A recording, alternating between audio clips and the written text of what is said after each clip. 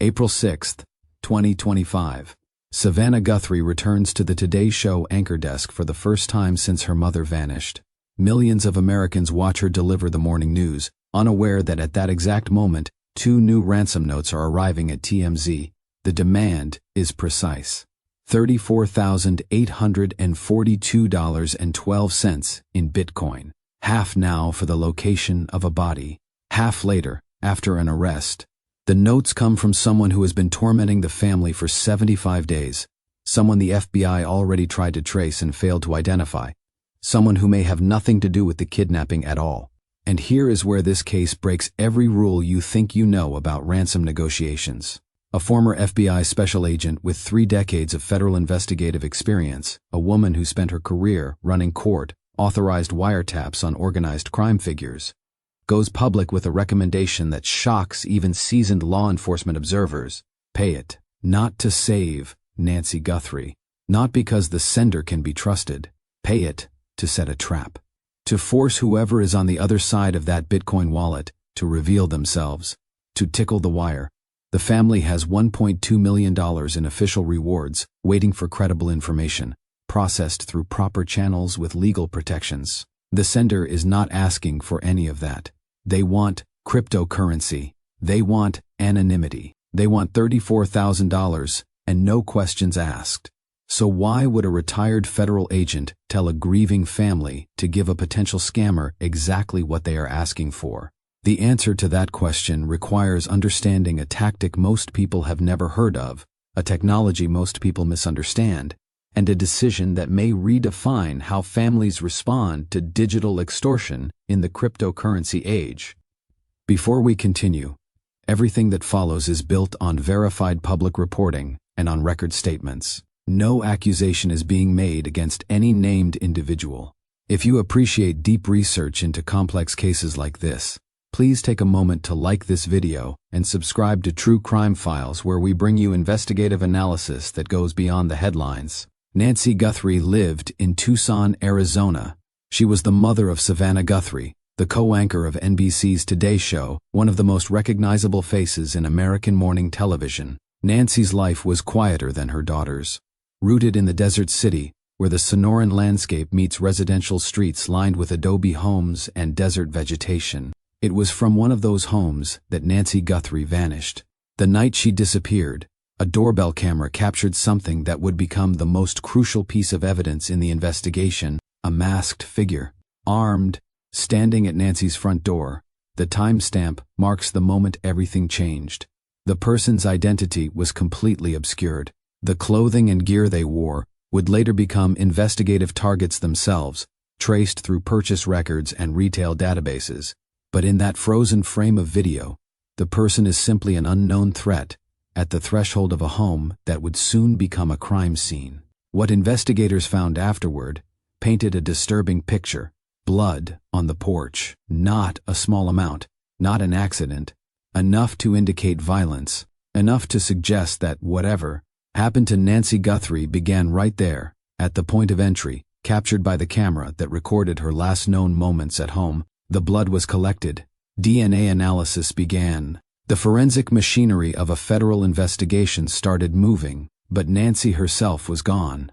Savannah Guthrie, who millions of Americans saw every weekday morning delivering news and conducting interviews, disappeared from the airwaves. The Today Show announced she was taking time away. No details were given initially, but the absence of someone so visible creates its own kind of public attention. Behind the scenes, the Guthrie family was making calls, coordinating with law enforcement, and preparing for what they hoped would be a short and successful search. The Pima County Sheriff's Department took the lead. The case had all the markers of an abduction: the doorbell footage, the blood evidence, the missing person. Within hours, the Federal Bureau of Investigation was brought in. When a disappearance involves violence, a potential interstate component, and a family with a national profile, federal resources are activated quickly. The Phoenix field office of the FBI assigned agents. A task force structure was put in place. The investigation was no longer just local, it was federal. Investigators began working the physical evidence. The doorbell camera footage was enhanced and analyzed frame by frame. The masked suspects' build, gait, and clothing were cataloged. The backpack and gear visible in the video became investigative targets. Agents began checking purchase records at outdoor and sporting goods retailers. Walmart stores in the Tucson area were contacted. Surveillance footage from those stores was pulled. Investigators were looking for anyone who had purchased items matching the gear seen in the doorbell video. Approximately 2 miles from Nancy's residence, someone found a black glove. It was recovered and sent for forensic analysis. DNA was extracted. That DNA was entered into the Combined DNA Index System, known as CODIS, the FBI's national database that holds genetic profiles from convicted offenders, arrestees, and forensic evidence from unsolved crimes. If the DNA matched someone already in the system, the case could break open. If it matched evidence from another crime, it could reveal a pattern. If it matched no one, it would still be preserved as evidence for when a suspect was eventually identified. The family, meanwhile, made a decision that would shape everything that followed. They announced publicly that they were willing to pay. In a video statement released in February, Nancy's children, including Savannah, made their position clear. They said this was the only way they would have peace. They said the information was valuable to them. And they said directly, "We will pay." That statement was not just an emotional appeal. It was a signal to anyone who might have information about Nancy's whereabouts. It was an open door to negotiation. And it was an invitation that someone, somewhere, decided to walk through. On February 11th, TMZ received a ransom note. TMZ, the media outlet founded by Harvey Levin, that has built its reputation on breaking celebrity news and obtaining exclusive information, had become an unexpected participant in a federal kidnapping investigation. The note was not sent to the family. It was not sent to law enforcement. It was sent to the press, and it contained specific information, a demand for payment, a claim about Nancy Guthrie's whereabouts, and a Bitcoin wallet address. Bitcoin, the decentralized cryptocurrency that operates on a public blockchain ledger, had become the payment method of choice. The sender was not asking for cash in a duffel bag. They were not requesting a wire transfer to a foreign bank account. They were demanding cryptocurrency, a form of payment that exists entirely in the digital realm, that can be transferred across borders instantly, and that does not require the sender to provide a name, a bank account, or any traditional form of identity verification up front. The ransom note was not the only one. 2 Tucson television stations also received notes. The messaging was consistent. The sender claimed to have information about Nancy Guthrie. They claimed to know where she was, and they wanted payment in Bitcoin in exchange for that information. The notes were passed to law enforcement immediately. The FBI's Phoenix field office received copies. The Bitcoin wallet address embedded in the notes became a focal point of investigative attention. On the same day the notes were received, February 11th, something happened with the Bitcoin wallet. Activity was detected. Blockchain analysts who monitor cryptocurrency movements flagged the wallet. TMZ reported the activity publicly as a potential breakthrough. The New York Post quoted blockchain forensics analysts saying that any activity on the wallet could lead to information about the sender. The public narrative at that moment was one of cautious optimism. A ransom note had been sent. A wallet had been activated. Federal investigators had the tools to trace cryptocurrency transactions. A resolution seemed possible, but then the trail went cold. Weeks passed. No arrest was announced. No suspect was named. No breakthrough was reported. Harvey Levin, the founder of TMZ, later made a statement on camera that revealed what had happened behind the scenes. He said the FBI had done something with the Bitcoin address from the kidnapper. He said they had spent a significant amount of time trying to track down the sender's email, and he said they were not able to do it. Levin's exact words carried a tone of disbelief. He said he had never thought the perfect crime could look like this, where someone could evade detection through this kind of channel in the year 2025. What Levin's statement suggested was critical. The first Bitcoin wallet, the one embedded in the February ransom notes, had already been investigated. The FBI, with all of its cryptocurrency tracing capabilities, with access to blockchain analytics firms and its own virtual assets unit, had attempted to identify the sender and had come up empty. The trace had been conducted. The trace had failed. The wallet, as an investigative lead, had been exhausted. Then, on April 6th, 2 more ransom notes arrived at TMZ. The timing was significant. April 6th was the same day that Savannah Guthrie returned to the anchor desk of the Today Show for the first time since her mother's disappearance. Millions of viewers saw her back on camera. And on that same morning, someone sent new demands to the media outlet that had received the original notes. The new notes were different in structure, but familiar in tone. The sender was the same person who had been contacting TMZ intermittently since February 11th. But this time, the demand was not 1 Bitcoin. It was half of one. Based on the exchange rate at the time the notes arrived, that translated to exactly $34,842.12. The precision of that number was itself a forensic detail. It meant the sender was tracking Bitcoin's value in real time. It meant they had calculated the dollar equivalent of half a Bitcoin at the exact moment they drafted the note. That level of attention to cryptocurrency pricing suggested someone who had traded or worked with digital currency before. The payment structure was also different. This was not a lump sum demand. It was split into 2 installments. The sender said they would provide the alleged location of Nancy Guthrie's body after the first payment. Then, after a public arrest was made, they would receive the second half. The language suggested the sender was attempting to build credibility, to create a framework where payment was tied to verifiable outcomes. But the framework had a fundamental problem. There was no proof. No proof of life. No proof of death. No photograph. No video. No piece of information that could be checked against what investigators already knew. Just words in a ransom note and a new Bitcoin wallet address. And that new wallet address was critical. It was different from the first one. The February notes had contained one wallet. The April notes contained another, which meant that even though the first wallet had been traced and had produced no identification, a second opportunity now existed. A second wallet. A second chance to provoke a response. A second chance to see if the person on the other end would make the mistake of moving funds in a way that could be traced. On the same day the April ransom notes arrived, a former FBI special agent named Jennifer Kidnapper posted an analysis on her verified account on the platform formerly known as Twitter. Kidnapper was not a casual observer. She had spent nearly 3 decades inside the FBI.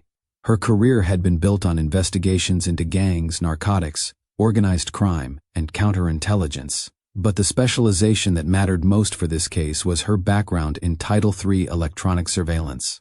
Title III refers to a section of the Omnibus Crime Control and Safe Streets Act of 1968, the federal statute that governs court-authorized wiretaps. When federal agents want to intercept someone's phone calls in real time, they apply for a Title III authorization. Those authorizations are narrow, time-limited, and require probable cause. Kidnapper had worked Title III cases across multiple investigative divisions. She knew how wiretaps were set up, how they were monitored, and how they were used to build prosecutable cases. After retiring from the Bureau, she became a law and justice contributor for News Nation and began hosting a podcast called Break the Case with Jennifer Kidnapper. When she posted about an active investigation, she was not guessing. She was writing from institutional knowledge.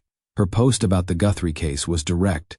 She wrote that Bitcoin is highly traceable. She explained that the blockchain, the public ledger on which all Bitcoin transactions are recorded, can be used to identify someone associated with an account. She emphasized that pseudonymity, the characteristic that allows Bitcoin users to transact under wallet addresses instead of real names, is not the same as anonymity. And then she posed a question framed as her own answer. Was unmasking the sender worth $34,000? Her answer was yes. 4 days later, she expanded that position in an interview with Newsweek. She used a phrase that was not common outside federal law enforcement circles. She said the move in this case would be to tickle the wire. The phrase has a specific meaning. In traditional wiretap investigations, tickling the wire refers to a tactic where an agent or a cooperating source creates a stimulus designed to provoke the target into saying or doing something incriminating on the intercepted line. It might be a phone call that forces the target to respond. It might be a piece of information planted with someone the target trusts. It might be a transaction that generates a specific kind of communication. The goal is not to wait passively for evidence. The goal is to make evidence happen. Kidnapper was applying that same principle to cryptocurrency. The wire in this case was not a phone line. It was a Bitcoin wallet. The stimulus was a deposit. Her proposal was simple. Put half a Bitcoin into the wallet provided in the ransom note. Then watch what happens. Does the sender take the money immediately? Do they let it sit? Do they move it to a cryptocurrency exchange? Do they convert it to another currency? Do they send it to a mixer service designed to obscure the trail? Every response, she argued, produces intelligence. Even a wallet that goes completely silent after receiving a deposit tells investigators something real about the operational discipline of the person controlling it. She was not proposing this in abstract terms. She was recommending it as a specific tactic for a specific family in a specific case. And she was doing so publicly, with her credentials attached and her professional reputation on the line. That level of public advocacy from a former agent with her background was unusual. It suggested she believed the case had reached a point where public pressure was more useful than private consultation. But Kidnapper was also clear about something else. She did not think the person sending the ransom notes was the kidnapper. In fact, she said the opposite repeatedly and publicly. In her Newsweek interview and on her podcast, she argued that the sender was most likely a scammer. Her reasoning was straightforward. The Guthrie family had publicly offered a $1 million reward for information leading to Nancy's return. The FBI had posted a separate $100,000 reward. That meant $1.2 million was available to anyone with credible information, processed through official law enforcement channels with the legal protections and procedural safeguards that reward programs carry. The person sending the notes was not asking for any of that. They were asking for $34,000 in Bitcoin. Kidnapper's analysis was blunt. A person with real information would pursue the larger reward. A person without real information, but with the ability to write a plausible-sounding note, would demand cryptocurrency. Cryptocurrency is fast. It does not require identity verification up front, and critically, it creates no obligation to actually deliver anything. The sender, in her assessment, was exploiting the grief of a public family for a quick payday. She called them scammers. She called them extortionists. And in one post on social media, she referred to the sender as a pathetic person torturing Savannah Guthrie after her return to the Today Show. The ransom notes themselves supported that skeptical reading. The sender had contradicted themselves across multiple messages. One note claimed Nancy was alive and being held in the Mexican state of Sonora. Another claimed she was dead and offered to reveal where her body was buried. A third insisted the sender had nothing to do with the crime itself and had been outside the United States for more than 5 years. No two messages painted a consistent picture. Every claim was unverifiable. The sender had never provided proof of life, proof of death, or any piece of insider knowledge that could be cross-checked against what investigators knew. So Kidnapper's proposal was not about catching the kidnapper. It was about catching the person tormenting the family. That distinction was crucial. Her post on social media said it plainly. Whether the sender was involved with the abduction or not, why not get the perpetrators caught? She was advocating for a tactic that might not solve Nancy Guthrie's disappearance at all. It might only unmask the extortionist, and she considered that outcome alone to be worth the $34,000 price tag. On her podcast, she turned the proposal into a direct question for her audience. Would you pay this amount? Her answer, as she told her listeners, was yes, she would do it. The number itself was revealing. It was not a round figure. It was the exact dollar value of half a Bitcoin at the moment the April note was sent. That precision suggested someone who was monitoring exchange rates, someone who understood how cryptocurrency was priced and traded. That operational detail was itself useful intelligence. If you are finding this analysis valuable, please take a second to like this video and subscribe to True Crime Files. We break down the investigations that most coverage only scratches the surface of, and your support helps us continue bringing you this level of research and storytelling. To understand why Kidnapper believed her proposal could work, you have to understand how Bitcoin actually functions and what federal investigators can and cannot do with blockchain analysis. Bitcoin is frequently described as anonymous. That description is wrong. Bitcoin is pseudonymous. Those are different concepts with different investigative implications. Anonymous would mean completely unidentifiable, untraceable, invisible. Pseudonymous means identifiable under a different name. In the case of Bitcoin, that different name is a wallet address, a long string of alphanumeric characters that serves as a persistent identifier for every transaction that wallet has ever conducted. Every deposit a wallet receives, every withdrawal it makes, every connection to every other wallet it interacts with is logged on the blockchain, the public distributed ledger that underpins the entire Bitcoin network. That ledger is not stored on a single server that can be hacked or shut down. It is replicated across tens of thousands of computers around the world. It updates in real time as new transactions are confirmed, and critically, it is public. Anyone with an internet connection can look up any wallet address and see its complete transaction history. The transparency is total.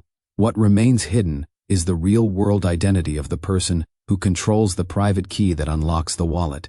That identity gap is the entire problem. It is also the entire opportunity. The gap does not close automatically, but it closes incrementally, transaction by transaction, through almost every interaction a wallet has with the traditional financial system. Cryptocurrency exchanges that operate in jurisdictions with financial regulation are required by law to collect Know Your Customer records from their users. Government-issued identification, proof of address, photographs, phone numbers. Those records are held by the exchange and can be produced under subpoena when law enforcement requests them. When funds from any wallet are sent to an exchange account that is held in the name of a real person with real documents, the blockchain has effectively drawn a line from a pseudonym to an identity. That is the pivot point. Kidnapper's proposal depends on the wallet in the ransom note is, by itself, just an address with no known owner. But if that wallet moves its funds, and if those funds eventually pass through an exchange with Know Your Customer requirements, then the identity of the wallet holder becomes discoverable through legal process. The discovery is not instantaneous. It requires cooperation from the exchange. It requires the exchange to be operating in a jurisdiction that honors American subpoenas. And it requires the account holder to be the actual person controlling the wallet, not a straw identity or a compromised account. Every one of those conditions has to hold for a trace to resolve into a name. If any single condition fails, the trace stops. A mixer service, a type of cryptocurrency tool designed to blend funds from multiple sources and obscure their origin, can fragment the trail. A non-compliant exchange operating in a jurisdiction that does not cooperate with American law enforcement can refuse to honor legal process. A sophisticated sender can set up accounts under stolen or fabricated identities, creating layers of insulation between the wallet and their real name. Each of those countermeasures is real. Each has defeated federal Bitcoin investigations in the past, but each also leaves its own forensic residue. And critically, none of them happens automatically. The sender has to know which tactics to use. They have to implement those tactics before the funds ever move. That operational discipline is the threshold a successful trace has to cross.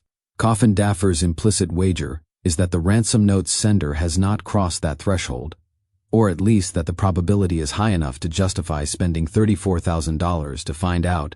The infrastructure to conduct that kind of trace already exists.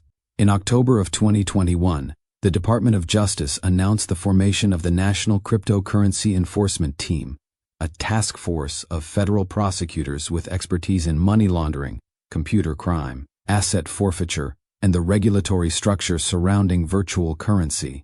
A few months later, in February of 2022, the FBI formally stood up its Virtual Assets Unit, a dedicated section within the Criminal Investigative Division's Financial Crimes section focused entirely on cryptocurrency investigations. These are not experimental programs. They are fully operational units with budgets, personnel, and a track record. Alongside those government structures, a set of private sector blockchain analytics firms has become standard operational partners for federal cases. Chainalysis is the largest. Elliptic operates at a similar scale. TRM Labs and CipherTrace round out the top tier. These companies build software that clusters related wallet addresses, identifies exchange deposit addresses, flags transactions consistent with money laundering patterns, and produces reports admissible as evidence in court. When the FBI opens a cryptocurrency case, one of these firms is typically brought in as an analytic partner. That is not controversial. It is standard procedure. What this means for the Guthrie investigation is that the tactical options Kidnapper is discussing are not hypothetical. The Bureau has in-house cryptocurrency expertise. It has contractor support from firms that have worked on every major Bitcoin case of the last decade. It has legal authority to serve process on any exchange operating in the United States and on many abroad through mutual legal assistance treaties. It has recovered funds in cases far more complex than a $34,000 ransom demand. Whatever the Bureau is or is not doing with the ransom note wallets, it is not constrained by a lack of capacity. It is making operational choices. But the public record on past cryptocurrency investigations reveals an important pattern. Blockchain analysis is a force multiplier. It is not, on its own, usually the mechanism that produces an identification. It works best when combined with traditional investigative techniques. Ross Ulbricht, the operator of the Silk Road dark web marketplace, is frequently cited as the foundational federal Bitcoin case. His arrest in October of 2013 is often described as a blockchain tracing victory. The reality is more nuanced. The critical identification came from an IRS criminal investigations agent named Gary Alford, who traced an online username, Altoid, that had appeared in early forum posts promoting Silk Road. One of those posts contained an email address that included Ulbricht's full name. That was the thread that unraveled his identity. Blockchain evidence supported the case at trial and enabled the seizure of Silk Road's assets. But the identification itself was traditional open-source intelligence work. Ulbricht was convicted in 2015 and sentenced to 2 life terms plus 40 years. In January of 2025, President Trump granted him a full and unconditional pardon, and he was released after more than 11 years in federal prison. The Colonial Pipeline ransomware case in 2021 is a cleaner example of what blockchain analysis can achieve under the right conditions. The ransomware group known as DarkSide received 75% Bitcoin as ransom payment. Within weeks, the Justice Department announced it had recovered 63.7% of those Bitcoin, the majority of the payment. The recovery mechanism, as publicly described, involved the Bureau obtaining the private key to a wallet holding the funds. Blockchain analysis tracked the payment's path across DarkSide's affiliate network.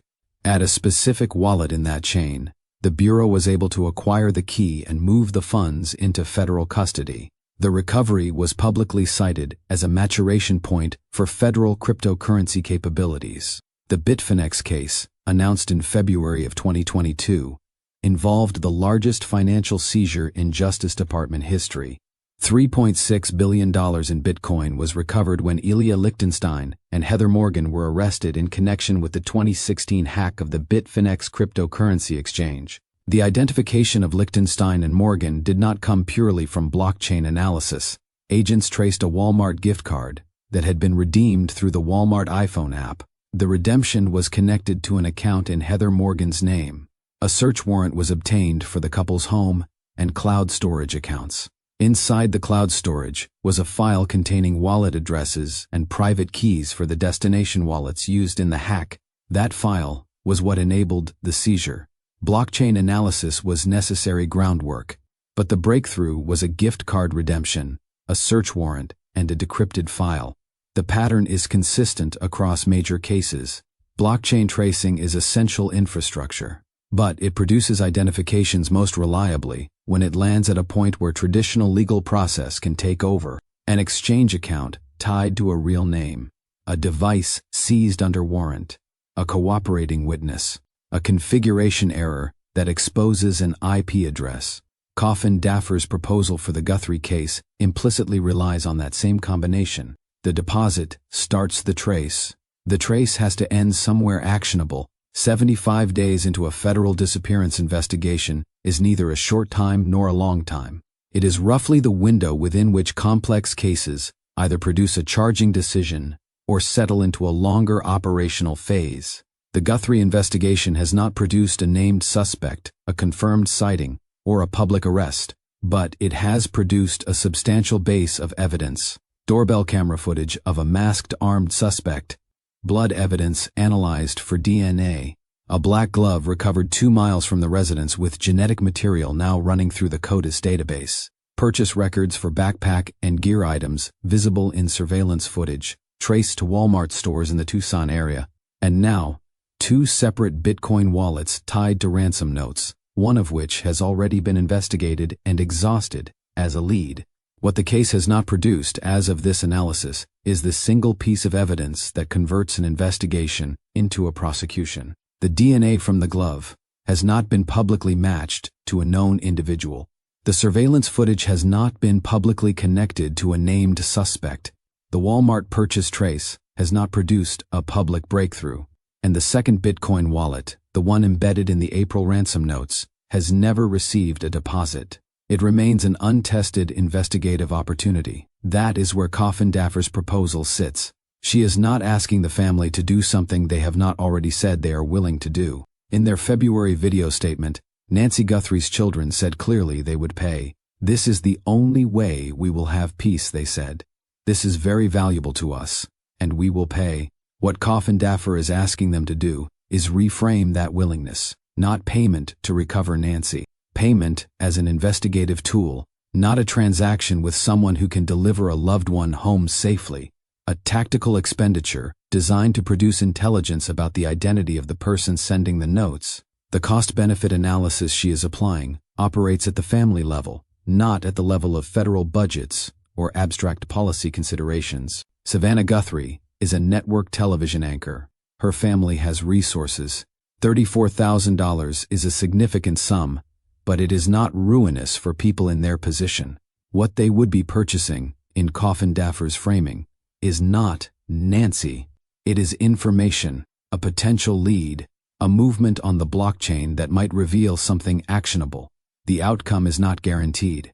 The outcome is not even likely, given that the first wallet trace failed.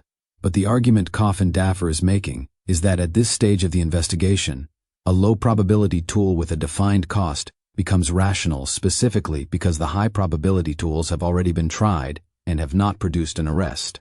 There is also a darker implication embedded in her analysis. If the actual kidnapper has not sent a credible ransom demand, what does that tell us about Nancy's fate?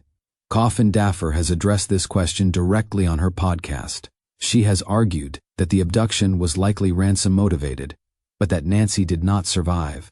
If that hypothesis is correct, the kidnappers would have no proof of life to offer. They could not close a transaction the family would have been willing to complete. The scammer sending notes to TMZ, in this scenario, is exploiting a gap the actual kidnappers left. The family never received a credible demand from the people who took Nancy. The scammer filled that silence with demands that sounded plausible to a public audience, knowing the family's desperation would make them consider paying, knowing the media would cover it. If that analysis is accurate, then paying the scammer will not find Nancy Guthrie, but it might produce a federal prosecution. Sending a ransom note for a crime you did not commit is a federal offense. The relevant statute is Title 18, United States Code, Section 875, subsection B. Extortion through interstate communication. The penalty is up to 20 years in federal prison. A person who writes a message to a media outlet falsely claiming to have information about a federal kidnapping and who demands payment in exchange for that information has likely committed that offense. Every time they send another note, they commit it again. The FBI does not have to wait until the sender also happens to be the actual kidnapper to bring charges. They can charge extortion on its own. They can charge wire fraud. They can charge impersonation in a federal investigation. They can charge obstruction if the notes diverted meaningful investigative resources. Each of those charges carries real federal sentencing exposure. And once someone is in custody facing those charges, they become a potential source of information. They may have no idea where Nancy Guthrie is. but they may have interacted with someone who does. They may have seen genuine communications from actual suspects and drafted copycat messages. They may have come across information about the case through channels investigators have not mapped yet.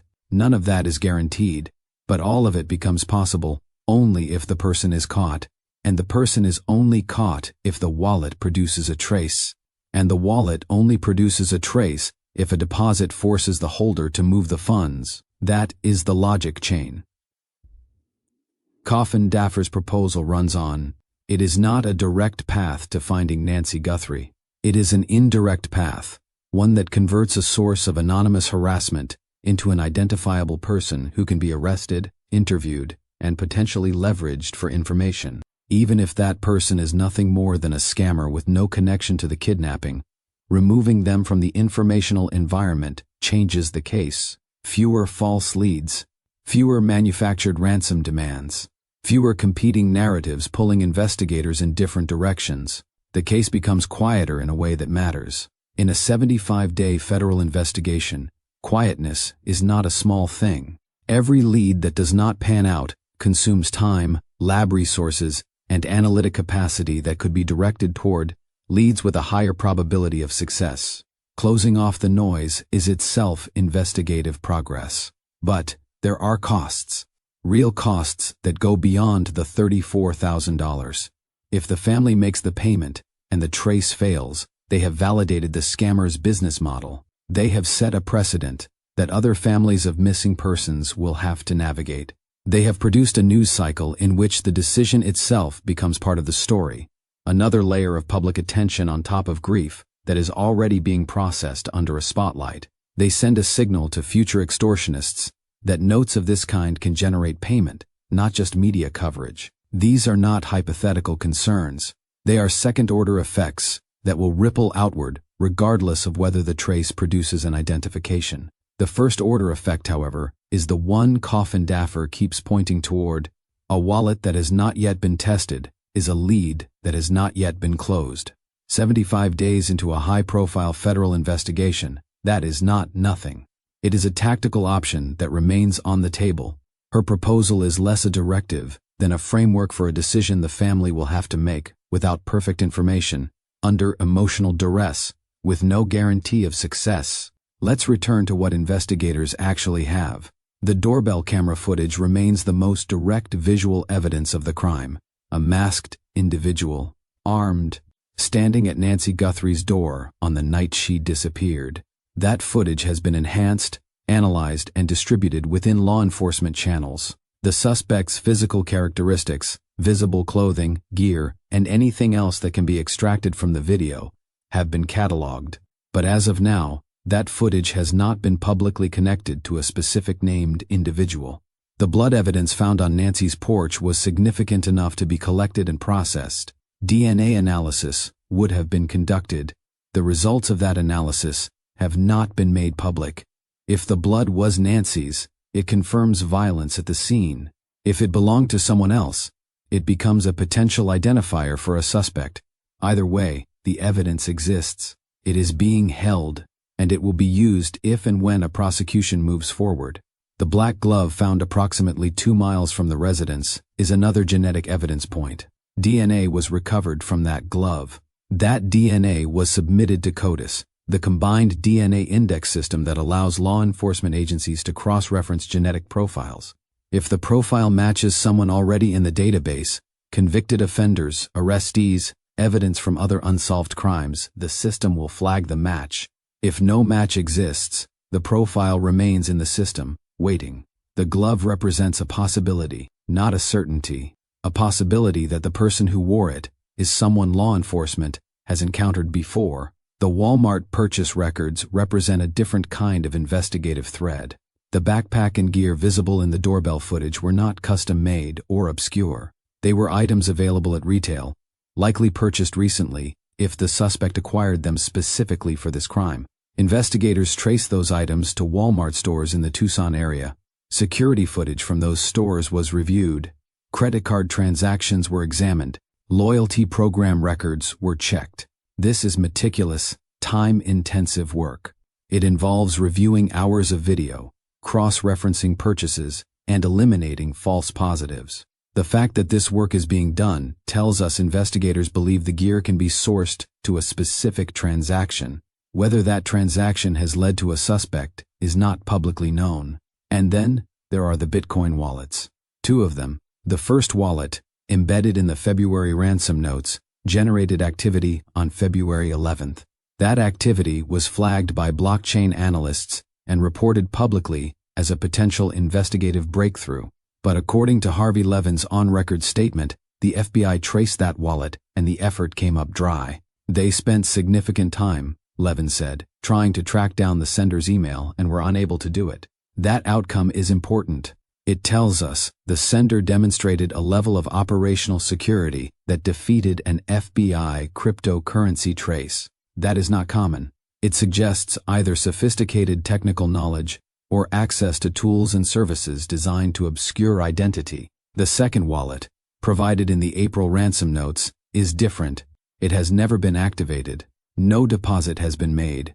The wallet exists as an address on the blockchain, visible to anyone who searches for it, but empty. That emptiness is what makes it an opportunity. If the family or an intermediary acting on their behalf deposits funds, the wallet holder will face a decision. Take the money or leave it, move it or let it sit, convert it or hold it.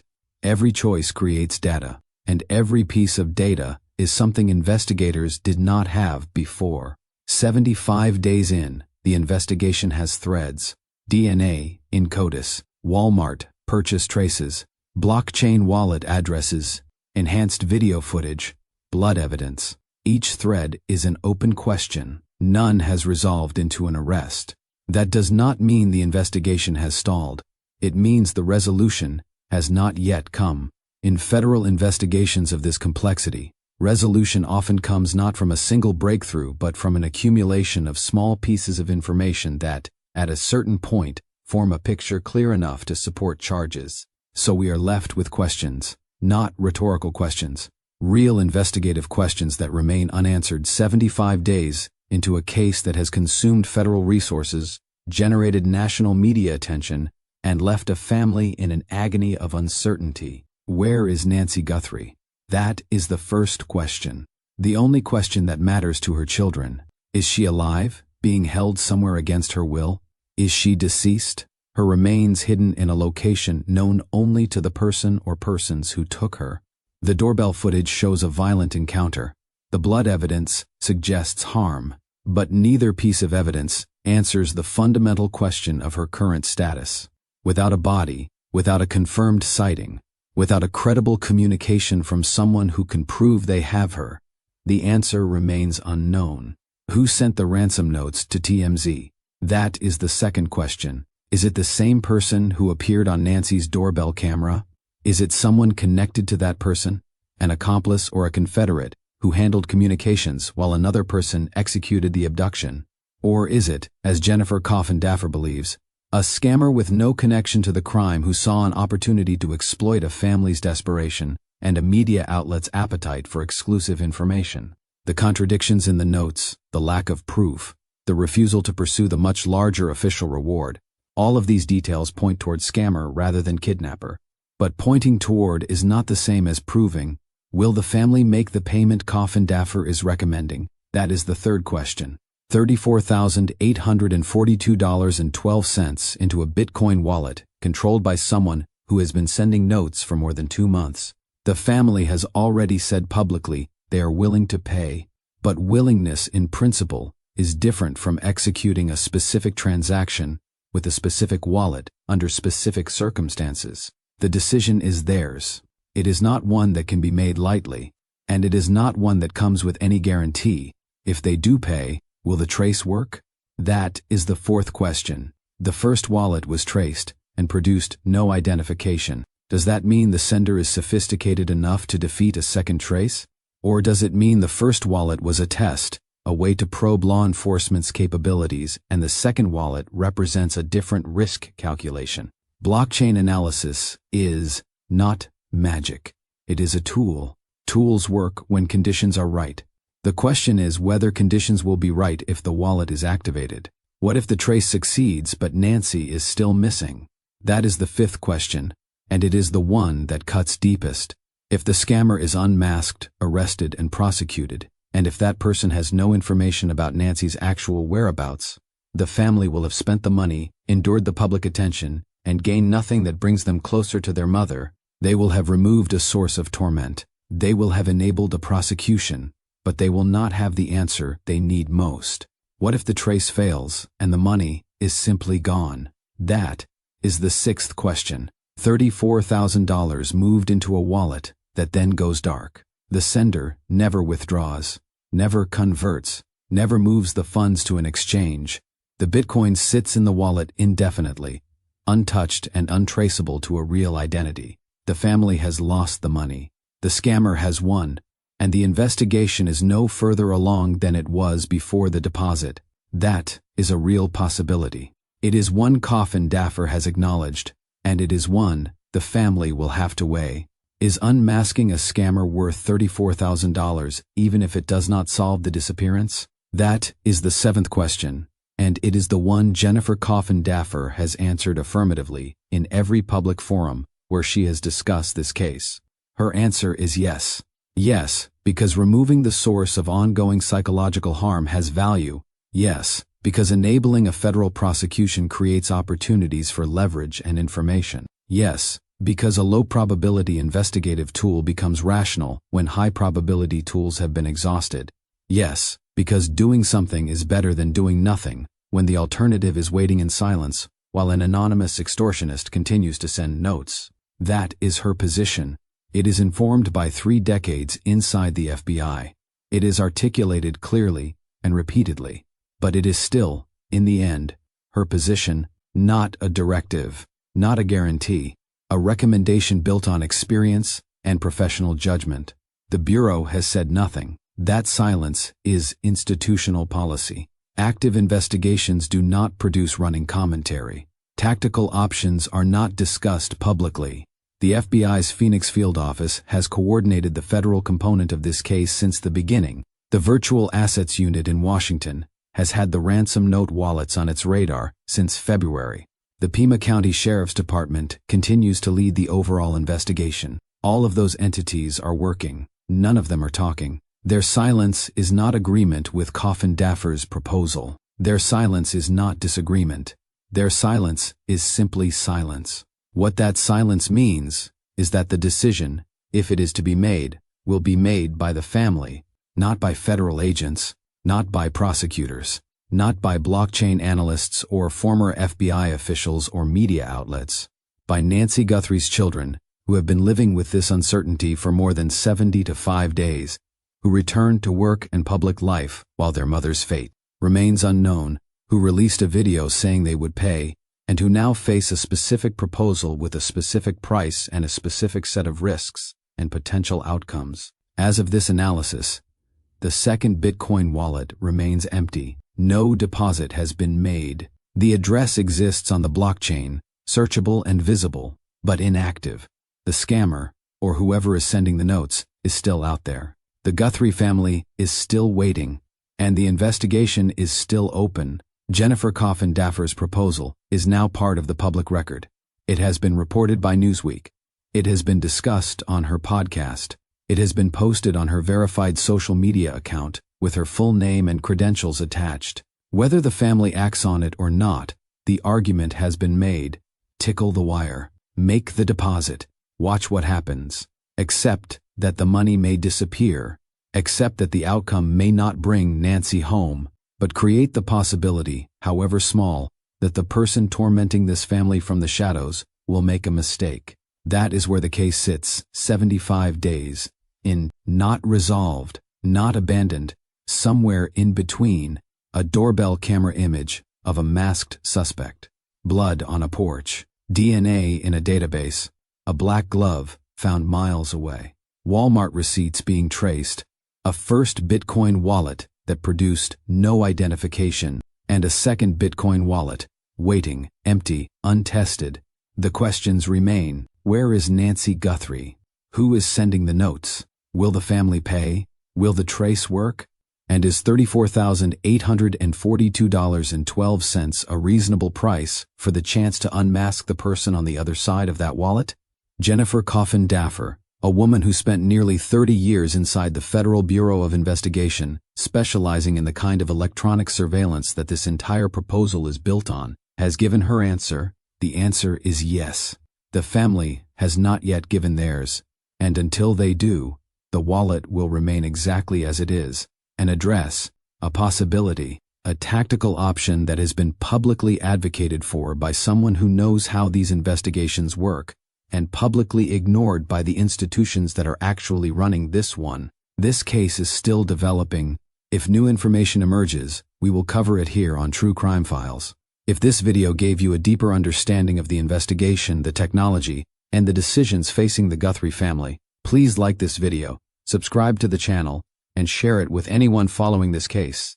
We bring you research-driven, responsibly reported true crime analysis, and your support makes that possible. Thank you for watching.